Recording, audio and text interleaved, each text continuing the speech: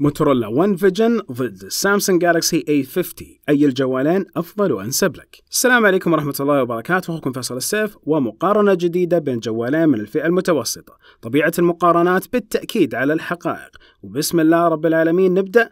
التصميم والشاشة.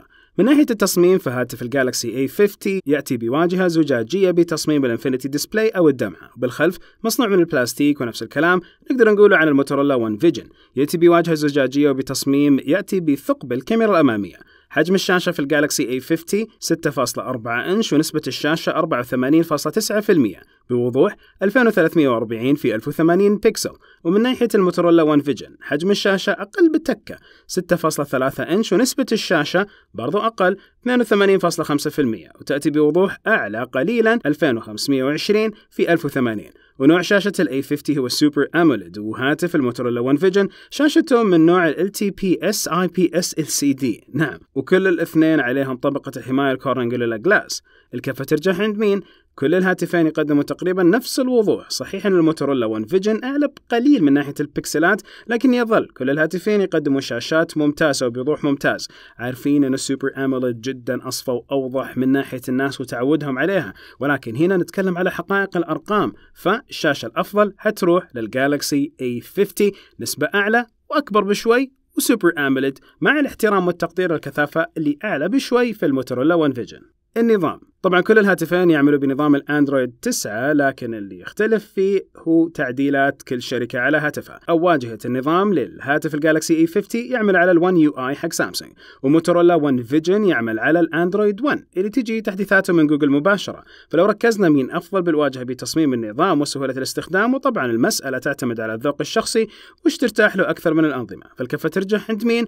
كل الهاتفين يقدموا أنظمة ممتازة وتعتمد على الذائقة الشخصية، فنقطة لكل جهاز. يمكن كمان يصير تفضيل الموتورولا ون أنه يجي الدعم على طول من جوجل، وبصراحة يجي التحديثات أول بأول، مع التقدير لل1 UI اللي غير لنا شيء كثير من ناحية الواجهة على نظام الأندرويد في جوالات السامسونج. نروح الحين لتجربة المعالج، فمعالج الجالكسي A50 هو الإكسينوس 9610، معالج الموتورولا ون فيجن هو الإكسينوس 9609. وسوينا اختبارات لمعالجات كل الهواتف عن طريق الجيك بنش 4، كانت النتائج أفضل على الجالكسي A50 من الموتورولا ون فيجن. في السنجل كور وصلت ل 1620، ولهاتف الموتورولا وصلت إلى 1609.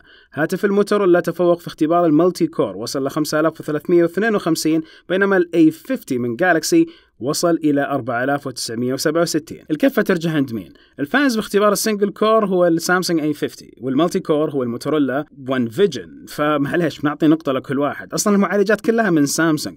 ورقميا 9610 معالج الجالكسي A50 هو نفس المعالج اللي من سلسلة الإكسينوس 9600 اللي جاء منها الموتورولا ون فيجن 9609. ومن ناحية المعالج الرسومي فهاتف الجالكسي A50 هو المالي G72 MP3، وهاتف الموتورولا ون فيجن يمتلك نفس المعالج الرسومي مالي G72 MP3، لأن أكيد من طبيعي المعالجات كلها من سامسونج. نقدر نقول بأنهم متعادلين بسبب كونهم عندهم نفس المعالج، والاختلاف بالألوان يرجع لشاشة الهاتف نفسه. من ناحية أنماط الدخول فكل الجوالين عندهم نمط التعرف على الوجه، لكن ما ننصح فيه لأنه ما في حساسات وأشياء كثيرة بعدين بتجي. خيار آخر متشابهين فيه كلهم اللي هو البن، لكن نقطة الاختلاف فهي في البصمة. الجالكسي A50 البصمة تحت الشاشة، والموتورولا ون فيجن مستشعر البصمة خلف الجهاز. لو جينا نقارن العملية الأسرع بينهم فالموتورولا ون فيجن سرعة الاستجابة فيه ممتازة، لكن بصمة تحت الشاشة شوي أبطأ أو تحتاج وقت. هنا الكفة ترجح عند الموتورولا ون فيجن بسبب الاستجابة السريعة اللي ضبطت معانا في التجارب. نروح لتجربة الكاميرا. بما أننا في الفئة المتوسطة فأكيد بتقدم جودة ممتازة، لكن ما راح تفوق بشكل كبير على هواتف الفئة العليا. فنروح على طول. السامسونج جالكسي A50 يمتلك 3 كاميرات، والموتورولا ون فيجن يمتلك كاميرتين. نبدأ أولا مع الجالكسي A50. أول الكاميرات الخلفية 3 كاميرات. أولا الموجل الخلفي للكاميرات، فعندكم 3 كاميرات، أولها 25 ميجا بكسل وعريضة، الثانية 8 ميجا بكسل وعريضة جدا، وآخر واحدة 5 ميجا بكسل حساسة دبت سنسر حق العمق. الأمامية 25 ميجا بكسل عريضة. من ناحية الموتورولا ون فيجن فالكاميرا الخلفية الأولى هي 48 ميجا بكسل، والثانية 5 ميجا بكسل واللي هي دبت سنسر، والأمامية 25 ميجا بكسل. من ناحية الأنماط في التصوير فالجالكسي A50 في نمط تصوير تقدر تغير العدسة، يعطيك بعد للصورة، والأخرى أقلب للصورة، وغير نمط التركيز المباشر والمحترف والبانورامي. من ناحية الموتوريلا ون فيجن عندها أنماط صور البورتريت والكات اوت والسبوت كلر، وطبعا النمط الليلي، وأنماط أخرى زي السينماغراف والبانوراما واللايف فلتر. هذه الكاميرات الأمامية اللي موجودة عندنا في نفس الجهازين. فأتكلم على قدرات البرايتنس، السطوع أكثر على نفس الموتوريلا فيجن 1 أو 1 فيجن، وبرضه أتكلم على سامسونج. ضبطين الأمور. الحين هذه الكاميرا ملاحظين الإضاءة وراي، فشوف كل واحد بوجهه كيف يطلع. وش في بعد شيء أقدر أسويه؟ أنتقل للكاميرا الثانية والزاوية الثانية مع الكاميرات الخلفية.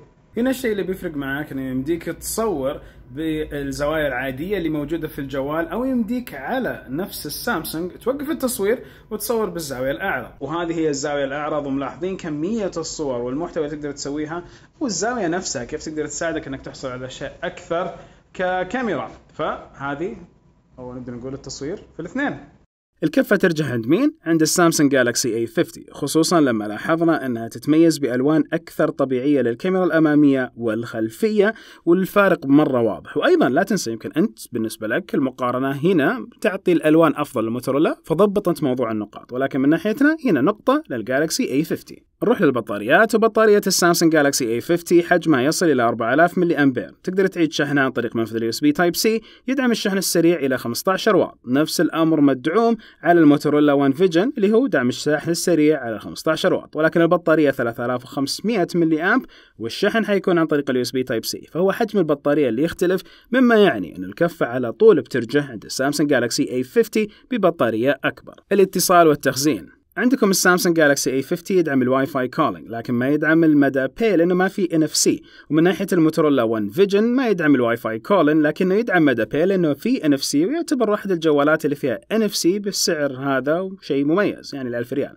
كلهم يدعموا راديو FM. ومن ناحية التخزين فال A50 عنده منفذين للشريحة ومنفذ المايكرو SD، ويدعم إلى حجم التيرابايت لو جبت لك هالكرت. لكن الموتوريلا ون فيجن عنده منفذ ذاكرة 1 مايكرو SD ومنفذ للشريحة والذاكرة، وتدعم إلى حد 1 تيرابايت، ويدعم شريحتين، ولكن يبغالك تستغني عن كرت الذاكرة. هنا يمكن كان يكون تعادل لو كان في ميزة الدفع موجودة عند الجالكسي A50، لكن ما هي موجودة. ونفس الشيء عند الموتوريلا ون فيجن اللي ما في إمكانية الشريحتين، ولكن موجودة في نفس الجالكسي A50، فبعطي نقطة لكل واحد.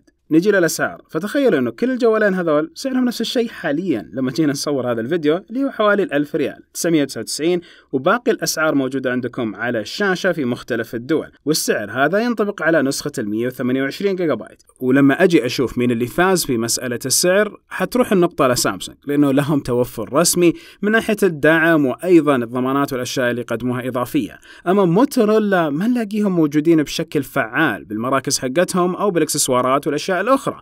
إذن هنا نقول النقطة تروح لعند السامسونج جالكسي A50. وفي النهاية حلاقي الكفة ترجح عند نفس السامسونج جالكسي A50 بشيء بسيط زيادة عن نفس الموتوريلا ون فيجن.